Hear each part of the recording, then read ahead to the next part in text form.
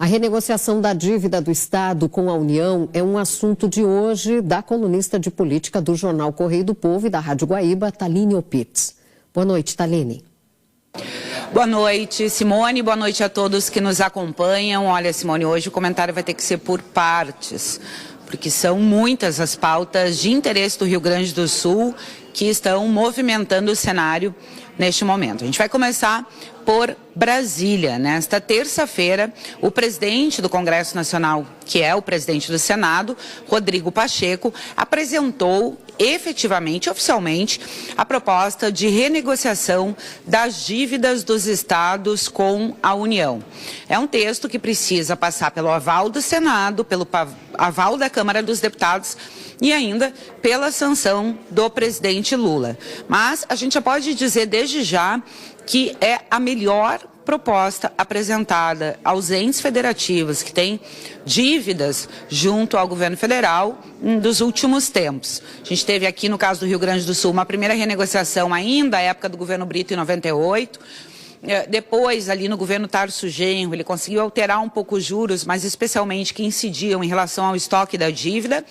E, recentemente, também o governador Eduardo Leite, depois de uma novela que começou no governo José Ivo Sartori, assinou a adesão do Rio Grande do Sul ao regime de recuperação fiscal, que logo se mostrou insuficiente em função das modificações no cenário de ICMS que foram promovidas especialmente em 2022, com a aprovação das leis complementares 192 e 194, ainda do governo Bolsonaro lá, para forçar a queda no preço dos combustíveis. Bom, a proposta de agora, ela estabelece uma série de possibilidades, como, por exemplo, de abatimento de ativos dos estados em relação à dívida e uma modificação bastante importante nos juros. Hoje, 4% de juros é o indexador ali que acaba pesando mais a questão, claro, que envolve o IPCA em relação à dívida dos estados com a União.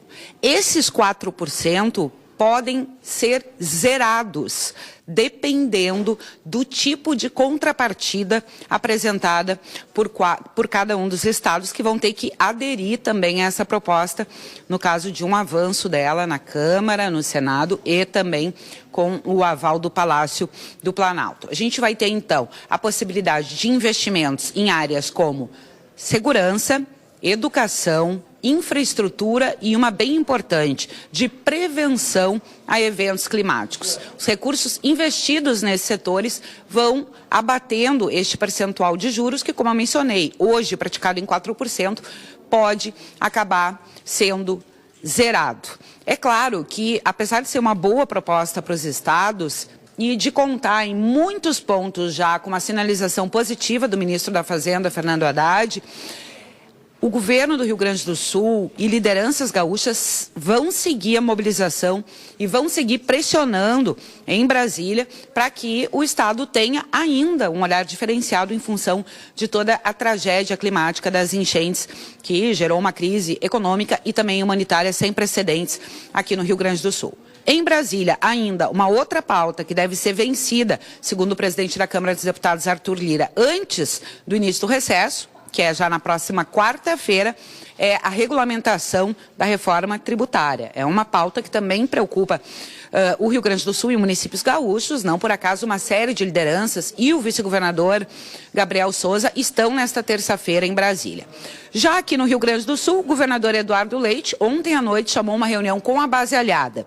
A Assembleia entra em recesso também na semana que vem, mas haverá uma convocação extraordinária da Casa. A intenção do governo do Estado é, claro, votar textos polêmicos antes do início oficial ali, ou mais próximo do calendário eleitoral, né? As convenções começam no dia 20 de julho, terminam no dia 5 de agosto. A ideia do governo é chamar essa convocação extraordinária da Assembleia para o dia 22. Na pauta, proposta que vai colocar em discussão pontos que o governo do Estado defende como necessários para a pauta principal de reconstrução.